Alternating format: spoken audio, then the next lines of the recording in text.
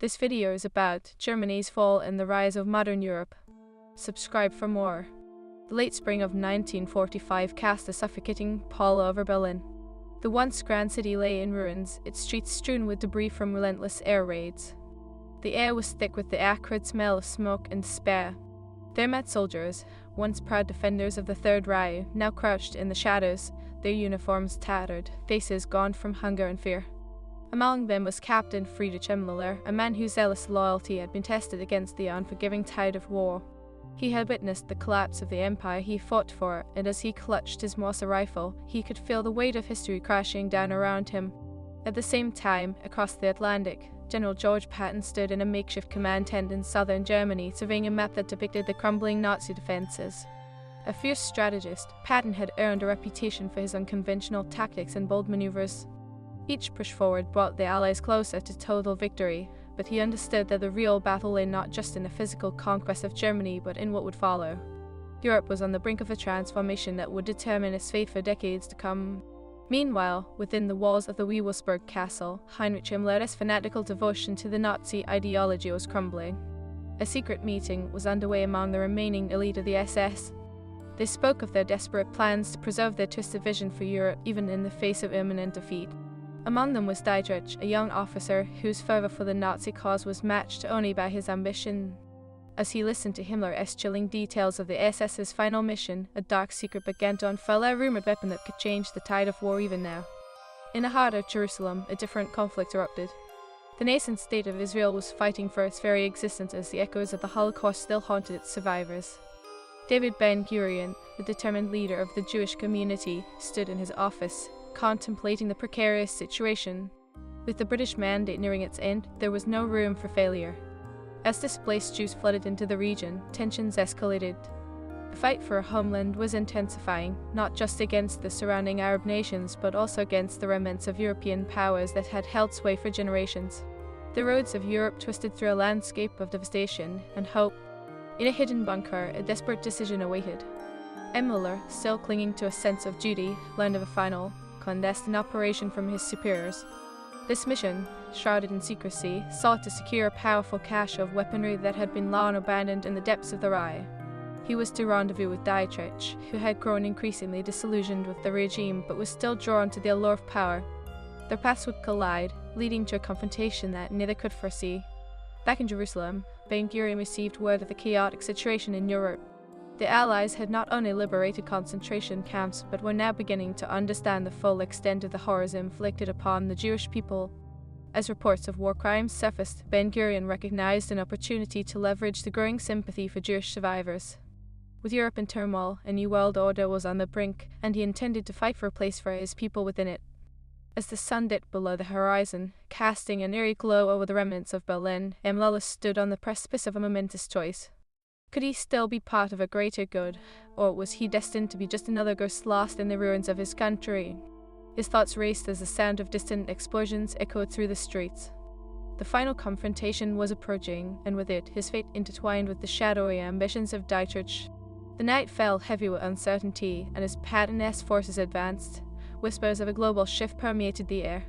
The world had grown weary of war, yet the embers of conflict still smoldered, ready to ignite. With every step toward Berlin, Patton understood that victory would not bring peace. It would demand a reckoning, sparking a new conflict that would reshape alliances and borders. In the heart of a war-torn Europe, four men faced a crossroads, each with their role to play in shaping the future. As Müller and Dietrich prepared to secure the remnants of the Reich's power, Patton contemplated the fragile alliances forming around him. Ben-Gurion, driven by the dream of a homeland, stood ready to seize the moment. The stakes had never been higher, and all the while, the clock was ticking down to a reckoning that would reverberate far beyond the battlefields. The darkness of the night cloaked the city, and secrets hung in the air, enticing and lethal. With each passing hour, the tides of war shifted, and the world awaited a reckoning. Would the last efforts of the Third Reich yield a final weapon strong enough to alter the course of history? The whispers of a new conflict began to emerge from the rubble, igniting the hopes and fears of nations. In the heart of the storm, destinies would intertwine, leading to a tumultuous future that was just beginning to unfold. As dawn neared, the city lay silent, holding its breath as the players prepared to make their moves. The fragile balance of power was teetering at the edge of a knife. Each character had a pivotal role to play, and the story of Germany's fall and Europe's rise was only just beginning. What secrets would be uncovered in the shadows of desperation? What alliances would be forged in the fires of conflict? The answer awaited in the next chapter. Imola crouched in the shadows of a crumbling building, the faint light of dawn filtering through shattered windows. The eerie silence of the city was shattered only by the intermittent crack of gunfire in the distance. He felt the weight of his Mauser rifle, a cold reminder of the choices he faced. In that moment, he could sense the remnants of the Third Reich slipping through his fingers, yet the allure of the final mission nagged at him, an unquenchable thirst for duty and purpose. Across the city, Dietrich paced within the dim walls of a hidden bunker. The air was thick with tension as he gathered the last remnants of his comrades. The idealism that had once fueled his loyalty to the Nazi regime felt hollow now, overshadowed by the grim reality of betrayal and defeat. He looked at the men surrounding him, once fervent believers, now mere shadows of their former selves. "The weapon we seek could turn the tide," he declared, his voice filled with fervor. The whispers of a secret weapon, rumored to have the potential to alter the war's outcome, had ignited a fire within him. It was a desperate gamble, but Dietrich believed it was their last chance to reclaim a semblance of power. As they gathered the gear, he could feel the weight of history pressing down upon them, urging him onward. Meanwhile, in the command tent, General Patton studied the maps spread before him with a steely gaze. His mind raced with the strategic implications of the chaos unfolding in Berlin. He understood all too well that the war was not just about defeating the enemy, it was about reshaping Europe. The Allies had liberated countless concentration camps, revealing the depths of horror that had unfolded under Nazi rule. The sheer brutality of it all fueled his determination. "We must secure Berlin before they can unleash any final gambit," he said, rallying his officers. A plan began to form, one that would push his forces into the heart of the city. Berlin was the last bastion of the Reich ideology, and Patton was determined to extinguish it fully.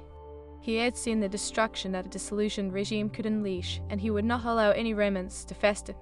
And as the sun rose, illuminating the tattered remnants of the once great city, the air buzzed with the promise of conflict. Across the globe, Ben-Gurion sat in the warm light of his office, contemplating the shifting tides of history. The world was beginning to awaken to the plight of the Jewish people, and he could see an opportunity emerging amidst the rubble of European devastation. "And now is our time," he said to his closest advisors, his voice steady. "We must act quickly to ensure our place in the new world." As he spoke, his thoughts turned to the looming conflict in Europe, recognizing that the fate of Israel was intrinsically linked to the outcomes of battles fought far away. Underneath the surface, the currents of war intertwined their fates. As Imola and Dietrich prepared for their clandestine mission, they remained unaware of the larger game being played around them. The promise of power dangled before them, but it was laced with danger. They were caught in a web of desperation, and as they emerged from the bunker, the city's ruins surrounded them, a testament to their failed ambitions. With each passing moment, the rumble of advancing Allied forces drew closer. The sound vibrated through the streets like a warning bell, echoing Imola's own inner turmoil. He had fought for a cause that had become a nightmare, and now he needed to decide, would he continue down this path, or forge a new one?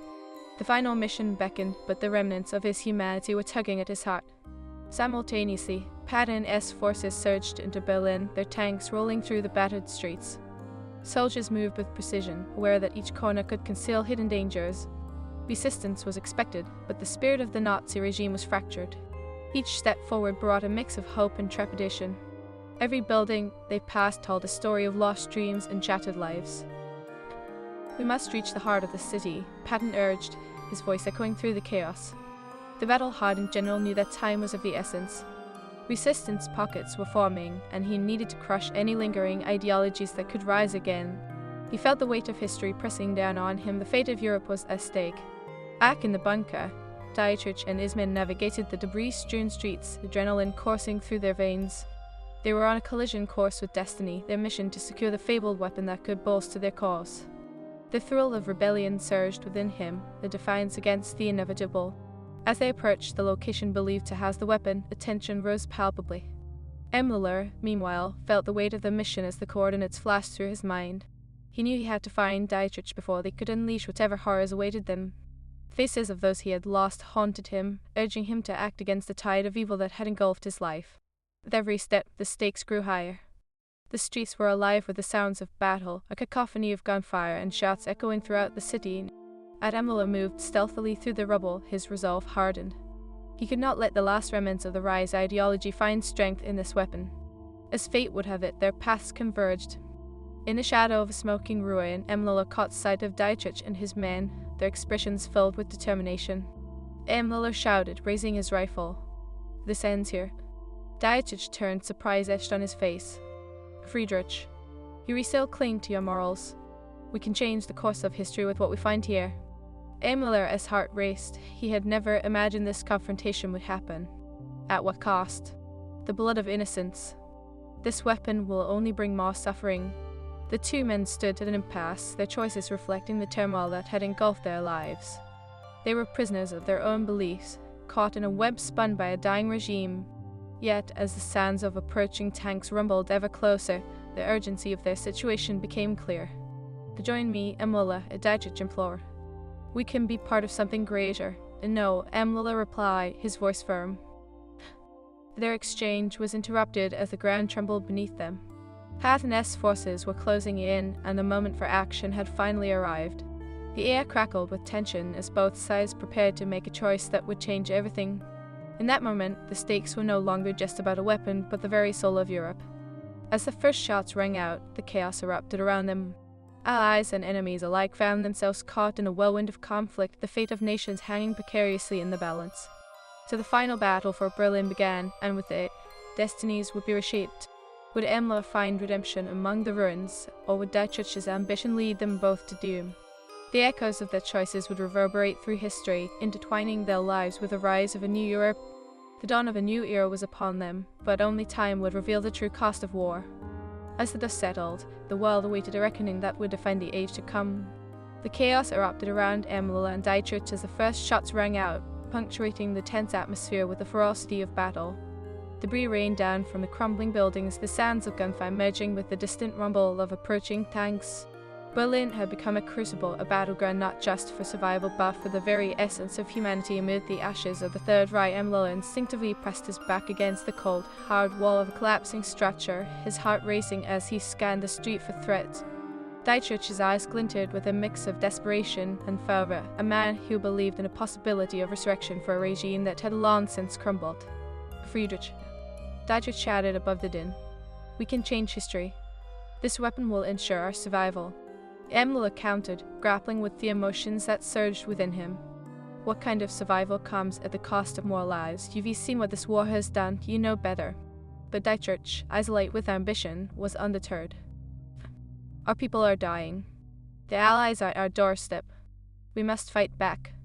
This weapon is our last hope." Behind him, his comrades gripped their rifles tighter, caught between their leader's fervor and their own wavering loyalty. Emila took a deep breath. He could see the remnants of hope clinging to Dietrich's ideals, yet they were tainted by the blood of innocence. The sounds of approaching tanks grew louder, a grim reminder that time was running short. "If we unleash this weapon, it won't save us, it will condemn us all," he shouted back. The ground shook as if the very earth was rebelling against the horrors wrought upon it. Hatton's forces were closing in, and the air was thick with anticipation. Emila felt the weight of history pressing down upon him, a torrent of memories flooding his mind, the faces of comrades lost, the cries of innocent souls caught in the machinery of war. As if sensing the urgency of the moment, Dietrich turned to his men. The weapon is within reach. A surge of adrenaline propelled him forward, but Emila could no longer follow him down this dark path. "You will lead your men to slaughter," he yelled, the sincerity of his voice echoing in the chaos. In that moment, a decision crystallized within him. If he could not convince Dietrich, perhaps he could at least stop him. "If we must fight, let it be for something greater than the ashes of our past." Emila stepped into the street, raising his weapon not to fire, but to stand against the tide of destruction. His voice boomed above the fray. No more death. As the two factions squared off, the noise of battle surrounded them, a cacophony of clashing ideals. Soldiers from both sides hesitated, unsure of whom to follow. Emila's presence had sparked a flicker of doubt amid the fervor, and for a moment the shooting subsided as they processed the weight of his words. Then, from the shadows of a nearby alley, a group of SS soldiers emerged, their faces hardened by fanaticism and betrayal. They charged toward Emila, eyes wild with rage, their loyalty unwavering despite the shifting tides around them. One of them screamed as he lunged forward. Instinct took over, and Emila fired. The shot rang out, the dissonant note in the symphony of chaos, and the soldier fell to the ground. A chorus of gunfire erupted, and the moment of hesitation shattered into an all-out skirmish, bullets flying in every direction. Dietrich, caught in a whirlwind of emotions, hesitated as he watched his former friend fight against the remnants of their ideals. "You fool. You are throwing away your life," he shouted, but Emilio was past reasoning. He fought with the desperation of a man trying to reclaim his humanity amid the ruins, desperate to save those innocent lives still trapped in the ideology they had embraced. Each pull of the trigger felt like a step away from the darkness, but as soldiers fell around him, he recognized the fragile line he was walking. Outside the bunker, Patton's forces advanced under the cover of gunfire, pushing deeper into the heart of Berlin. The tanks rumbled forward, ground shaking under their weight. General Patton stood at the forefront, barking orders to his men, his resolve steeled by the knowledge that history was watching. "Move swiftly. We need to reach the Reichstag before any final defenses can be mobilized." The soldiers pressed forward, determination etched on their faces. They had witnessed atrocities that would stain generations, and every inch gained in this final push was not just a step toward victory, but a blow against the ideologies that had brought Europe to its knees. Patton felt the pulse of history echoing in his chest. He was not just a soldier in a war, but a man on a mission to reshape the future. Back in the heart of Berlin's ruins, the battle raged on. Emilio moved through the chaos, dodging bullets as he fought not only the SS but the ghosts of his past. Each clash of steel, each cry of pain, felt like a dagger in his heart. He saw Dietrich across the street, firing with a new resolve, and it struck him that they were no longer just fighting for power. They were caught in a desperate contest for their very souls. "Friedrich," Dietrich called again, and this time his voice was tinged with desperation. "We can unite. This weapon can still be ours to control." But Emilio had seen enough. "You have lost your way. There is no future in this madness." His voice, rising above the din, was now a beacon of defiance. He turned to face Dietrich fully, his Mosser aimed toward his former comrade. "You will not drag us further into the abyss." The tension soared, and in that split second, the world around them seemed to freeze. Emilio and Dietrich, two men shaped by the very same war, stood on opposing sides of a moral chasm. On one side, the remnants of a crumbling ideology, on the other, the flickering flame of hope for a different future.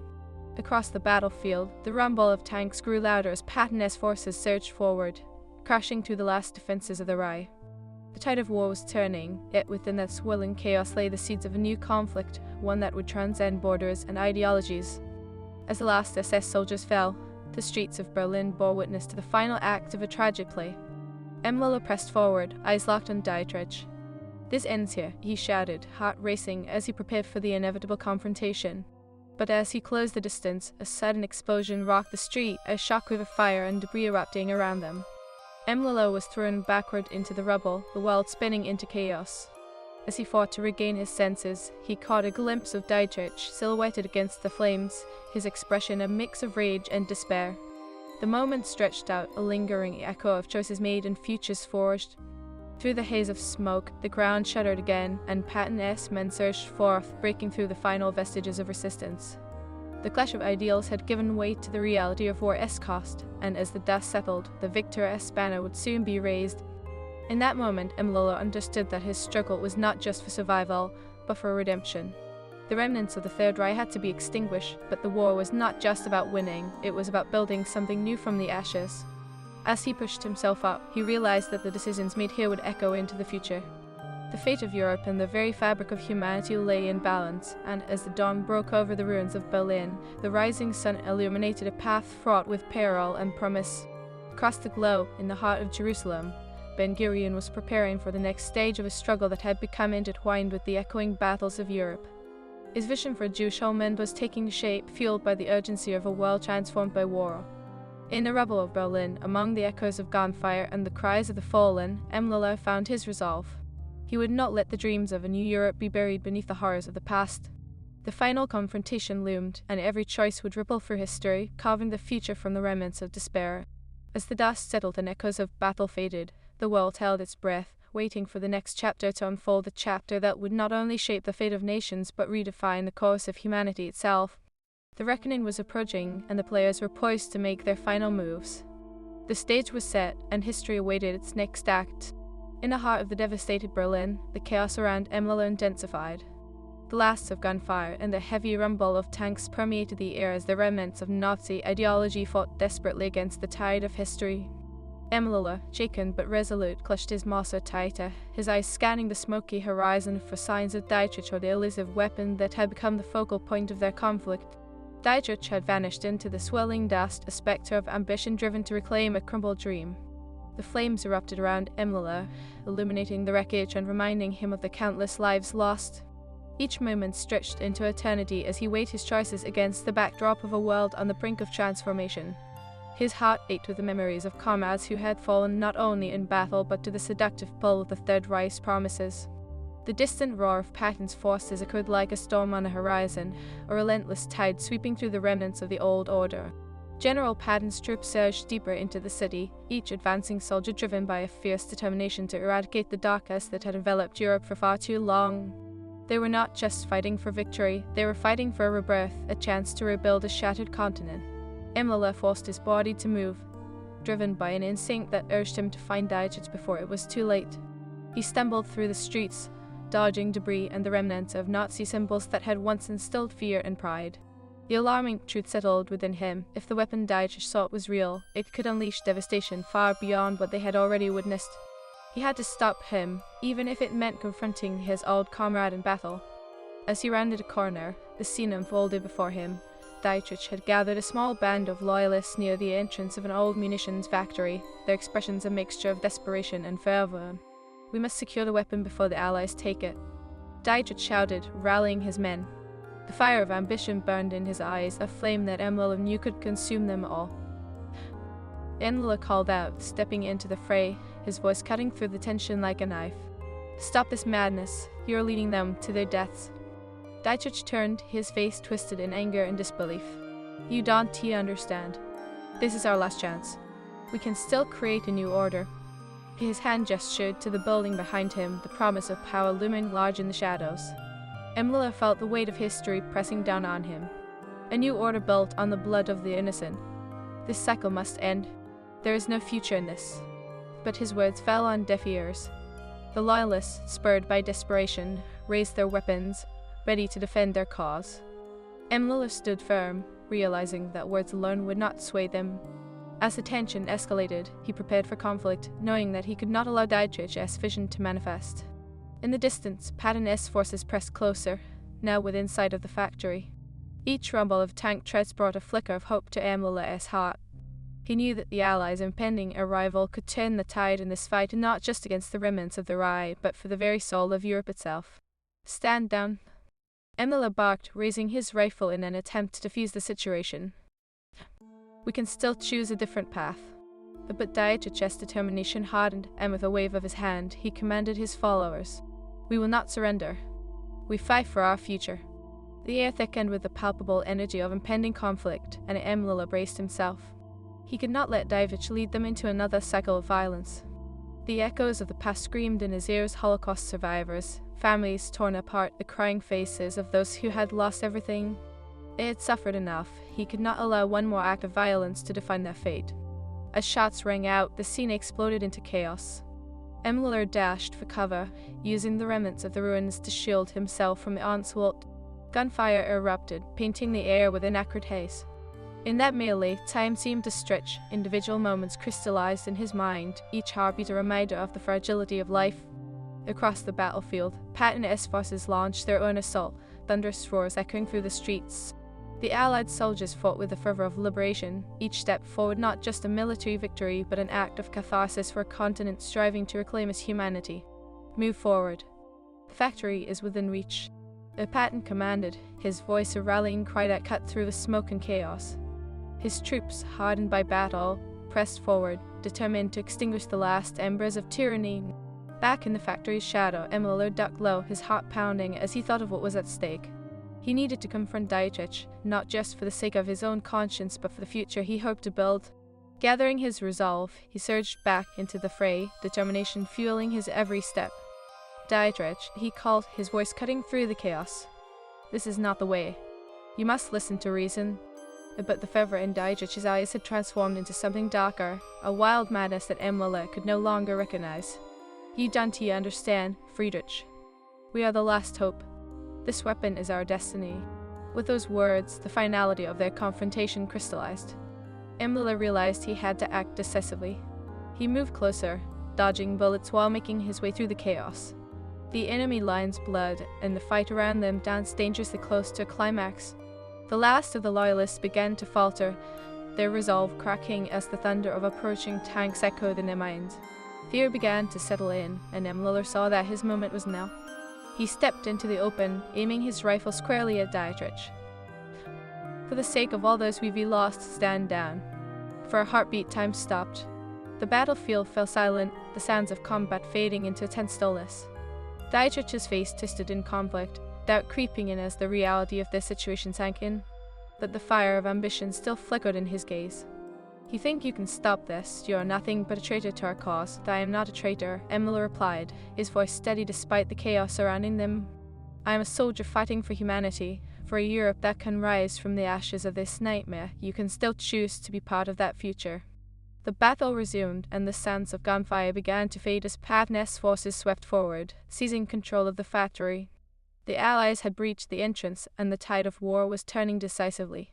The Loyalists hesitated, their leader's conviction wavering under the reality of impending defeat. At that moment, a shell exploded nearby, sending debris flying. Imler dove to the ground, locking eyes with Dietrich as clarity washed over him. "It is not too late, Dietrich. This is not the way to honor the dead. We have a chance to rebuild, to change." The conflict within Dietrich surged to the surface, and for a fleeting instant, Imler saw the man he once called a friend, the idealist, lost within the confines of a crumbling ideology.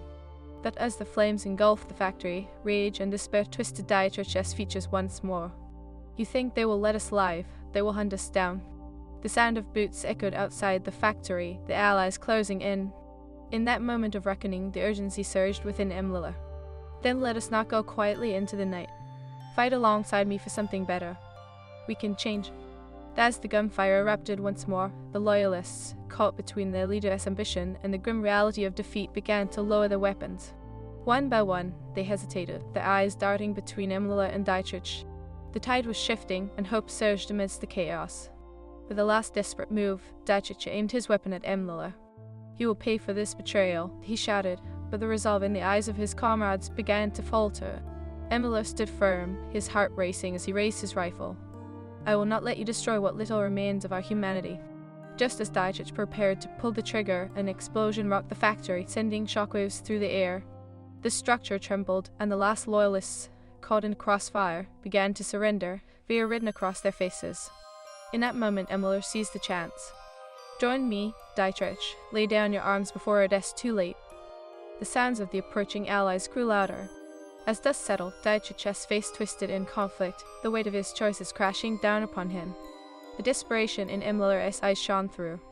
"Tell me it is not too late," Dietrich whispered, the fire in his eyes flickering. Imler stepped forward, extending a hand. "We can still shape a new future together." Fingers trembling, Dietrich lowered his weapon, his breath escaping in a shuddering sigh. Perhaps we can rise from this."